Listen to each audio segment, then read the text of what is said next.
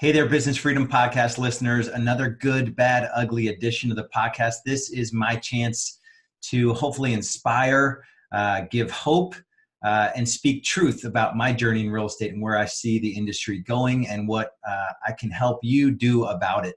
And today I want to chat a little bit about, what does 2019 look like for you? And specifically, what does it look like for you to crush it in 2019? In Real Estate B School, we go through an exercise. We call it our 3-1-4-13. So we sketch out a 3 years, very specifically, what does your business look like, your personal life look like, your finances look like, your health, your spiritual health. What does it look like 3 years from now? Then 1 year, we break it down into 5 personal, 5 professional goals, and we track those quarterly. And then the 90 is that living in that 90-day world. And then there's 13 weeks in every 90 days. For you today, I want to focus and challenge you on what 2019 looks like for you. And it's really, whatever you consider the major areas of your life to be, it should have some sort of, it's personal and professional. So some element of, what does the business look like? At 12/31/2019, what does the business look like? How many homes will you have sold? How many hours will you have worked? Do you have standards around when you work and when you don't work? Right? This is your opportunity to put on paper what your business is going to look like, including the rules of the game. How do your clients work with you if you're still in production? And then your finances. What do your finances look like at the end of 2019? Be honest with yourself here. What do your finances look like now? One thing I think I'm pretty good at is just being honest about a current situation, where I am in a current area. And the more real I am about that, the easier it is for me to take that area to a different level. So if your finances are not where they need to be, you should regularly go through a net worth calculation. So every month, every quarter, worst case, our members go through calculating their net worth. For you, what does your net worth look like? Is it where you want it to be? And what steps could you take in 2019? Even though the market is shifting, don't let the shift mess with your psychology. So where are your finances going to be? So your business, your finances, what does your faith look like, right? If you're a believer, are you getting in the word regularly? Are you attending church? Are you in a men's group or a women's group? Right? Are you doing the work that you're put here to do?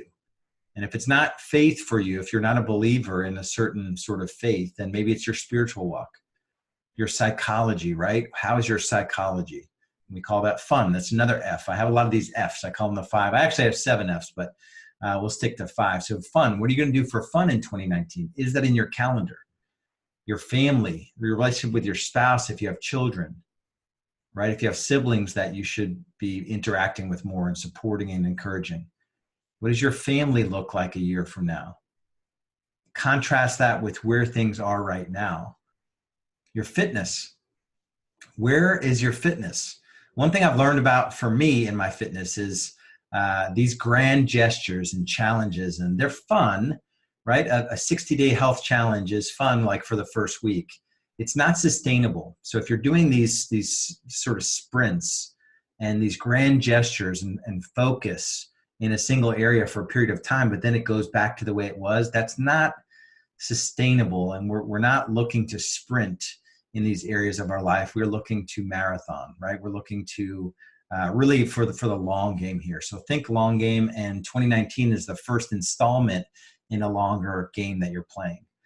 For me, when I turned 44, I was on a long run in Hilton Head when I turned 44, and I was listening to a book called, what was it called? It was Finishing Well? Let me look it up here. It was either Finishing Well or Finishing Well. I think it's books. Bob Buford. Yep, Bob Buford books. Bob, he passed away this year. Buford books. And I don't think that was the book that I was reading. I was really reading Halftime. Yep. So halftime, moving from success to significance, where success is sort of you're chasing success, and significance, it's not the sort of, look at me, I'm significant. It's, how do you make an impact in the world? So I was reading that book, Halftime, Moving from Success to Significance, where I had a realization where I just turned 44. That is halftime for me. 22, 0 to 22 was first quarter. 23 to 44 was my second quarter. 45 to 66 is my third quarter. 67 to 88, God willing, is going to be my fourth quarter. And then if I get anything beyond 88, I decided that that's just gravy. And so in my third quarter, so a lot of guys and gals, they pursue success in their third quarter, and then they end up not finishing well because they didn't focus on the things that really have a longer game or more of an eternal significance. They're making decisions for the short term and not the long term. So where are you in that journey, right? Which are you past halftime? If you haven't passed halftime yet, when are you going to make the shift? Is that part of what we need to be focusing on? And that's with your family, that's with your fun, that's with your faith, that's with your fitness.